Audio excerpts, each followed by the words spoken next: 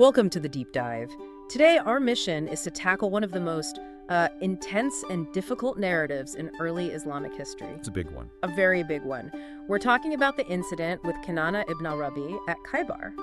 For centuries, this story has been a flashpoint for really hostile questions about prophetic morality, torture, and greed. And it's so important because what we're really looking at isn't just the event itself. We're investigating how a whole scholarly tradition, both classical and modern, defends its most complex stories. So what's the core story that most people agree on, the skeleton of the event? The basics are pretty straightforward. Kinana was the treasurer for the defeated side at Khyber. He was questioned about some hidden wealth, and in the end, he was executed. Right, that's the undisputed part. But the controversy, the real fire, is in the details, isn't it? The allegations of, sadistic torture, using a hot iron or fire on his chest to get him to talk. Exactly. And to even begin to understand the scholarly defense, we have to start where they all start, with source criticism. This is, and I can't stress this enough, the bedrock of the entire argument. Okay. Those specific agonizing details, the torture by fire, you won't find them in the most rigorously authenticated collections. They aren't in Sahih al-Bukhari or Sahih Muslim. So you're saying the story that causes all the moral outrage, it comes from the historical biographies, the Sirah literature, like from Ibn Ishaq and al-Waqidi. Precisely. And that distinction, between a general history that's meant to tell a story and a verified report that's used for law, that's the whole game. Any defense from a Muslim scholar is going to begin right there by saying the most damning detail is also the least verifiable one. Okay, so let's dive into that. The first major challenge is the torture claim itself. How do scholars answer that fundamental question?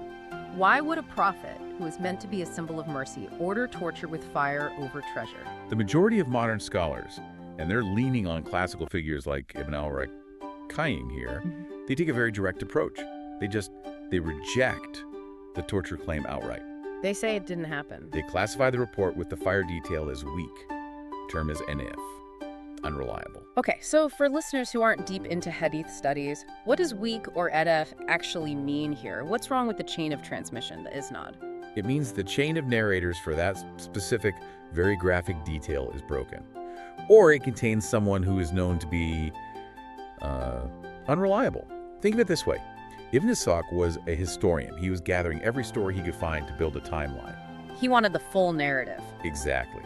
But later, the jurists, the legal scholars, they came in with a much stricter filter, an iron filter, really. Yeah. They demanded a perfect, unbroken chain of trustworthy people, especially for anything that touched on the prophet's character or law. Okay. And the isnad for the torture detail, it just doesn't pass that test. So, legally inadmissible. And historically inconclusive, that's the view. I can almost hear the pushback, though. Someone might say, okay, but the story is famous. Aren't they just rejecting it because it's morally inconvenient? That's a fair challenge. Sure. And the scholarly defense has a second layer, which is actually much stronger. They bring in established law. The jurists point out that the prophet explicitly, and in many places, forbade torture and mutilation, or musla. Right. There is a highly authentic, universally accepted hadith that says very clearly, do not punish with fire. So the universal rule trumps the disputed anecdote. That's the entire methodology.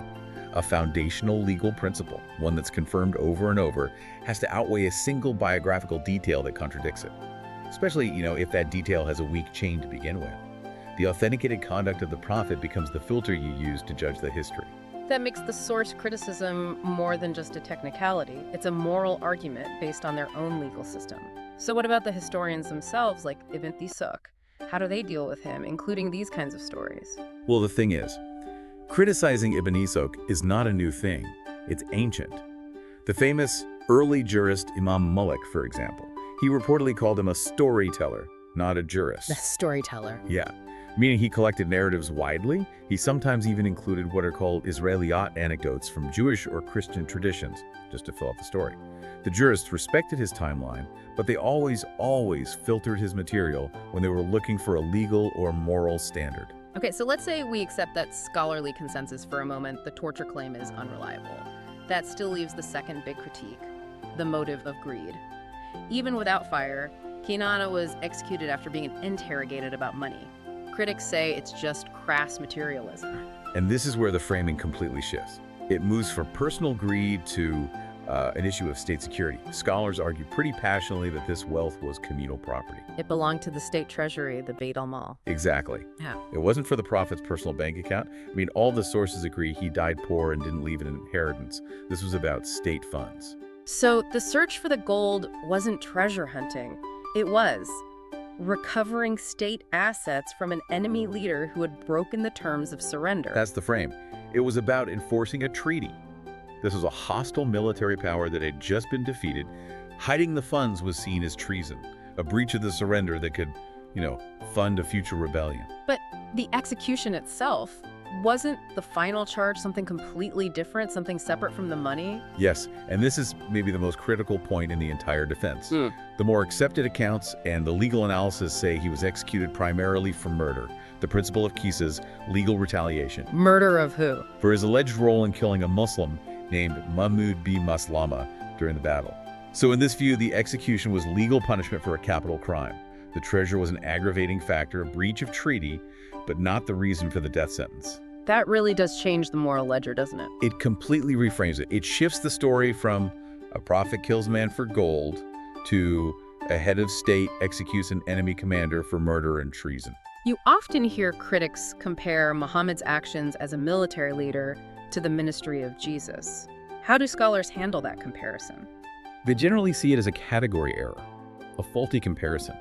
Jesus didn't run a state or command an army or act as a judge. Muhammad, in this context at Khyber, was doing all three. He was a head of state, a chief justice, and a general in a war zone. Different roles demand different actions. Entirely. They'd argue you're comparing a spiritual sage to a governing general. The responsibilities are just worlds apart. Let's talk about the legal precedent. Did this incident, even if it's disputed, become a blueprint for cruelty? A justification for forced confessions later on in Islamic history? The answer from classical jurisprudence is a hard no. Absolutely not. The scholars insist that the Quran's principles of justice can't just be thrown out because of one contested historical story. The actual law, the fiqh, explicitly forbids torture or tahib. But here's the key question, I think. Did they ever use this story as a legal precedent? They did not. And you have to understand this distinction. The classical schools of law were consistent. Any confession you get through coercion, whether it's mild pressure or outright torture, is invalid. It's inadmissible in court. The law itself created a firewall against the anecdote. A perfect way to put it. The system was designed to reject information obtained that way. So the Kinana story was never, ever used to establish a legal norm for interrogations. What about the argument that it was just a terror tactic, not about law, but about sending a message? Well, if the goal was indiscriminate terror, scholars point to what happened right after. Why, they ask, did the prophet then release many of the other captives? Why did he allow the Jewish community to stay in Khyber and work the land? It doesn't fit the pattern of collective punishment. It suggests the actions were targeted. Punitive measures against specific leaders for specific alleged crimes, not a campaign of terror against the whole population. Okay, and we have to touch on the theological jab. The one that says, why bother with any of this? If God is all-knowing, why not just have the treasure's location revealed in a miracle? The theological response there is about the nature of prophethood on earth. Islam doesn't really have this idea of miracles on demand, especially for administrative tasks. Right. Prophets are meant to establish a community with laws and systems. So they have to operate within human systems. They use investigation, evidence, worldly means, not constant divine intervention for every problem. It keeps human accountability in the picture. Okay. This is where the conversation gets, I think, the most emotionally charged. We have to address the marriage to Safiya, Kinana's wife, right after his execution. The charge is that this was a brutal act of exploitation, taking her as a conquest trophy. It is an incredibly difficult point when you look at it through a modern ethical lens, there's no question. The Muslim sources frame it very differently, though. They see it as a situation of political necessity and social protection. But how do they square that with the massive power imbalance? A general marrying the widow of the man he just had executed. They argued that in that 7th century context, marriage was really the only way for a high-status female captive to gain legal rights, protection, and a real place in society. The sources emphasize that Safiya was first freed, and then, according to their reports, she chose marriage. She was given a choice. Yes, a choice between marriage and, returning to her defeated people. By marrying the prophet, she gained the highest possible status. She became a mother of the believers with full legal and financial rights. So the argument is, while the power dynamic is undeniable to us, the outcome was honor and protection, not subjugation. It requires you to judge it by a completely different set of social norms. You have to compare her outcome to that of other captives at the time, not to modern ideas of consent, to understand their framing of it. So let's bring it to the present day, the final accusations. Was this anti-Semitism? And was Kinana's death a war crime by modern standards?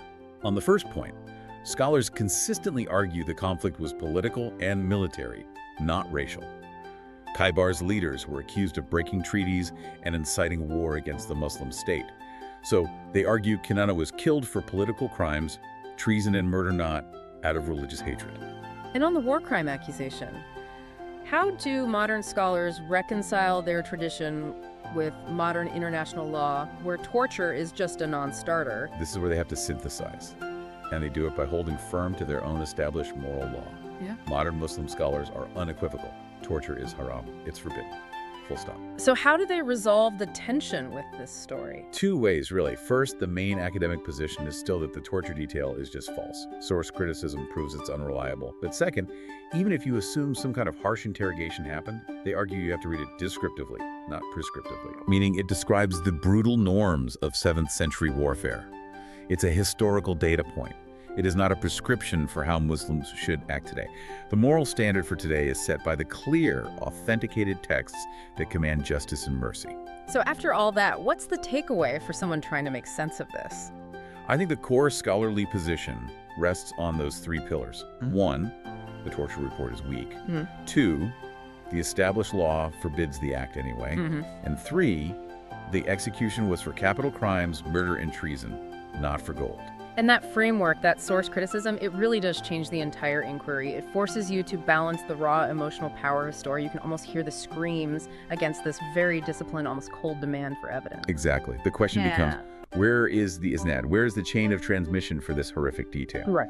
And that leads to the final thought you should probably leave with. If the earliest historians were, collecting everything, and then scholars spent centuries building these complex filters to sort it all out, what does that tell you about the challenge of judging any ancient history? And how do you, as a student of the past, balance the emotional truth of a powerful narrative with that methodical, sometimes frustrating search for what can actually be verified?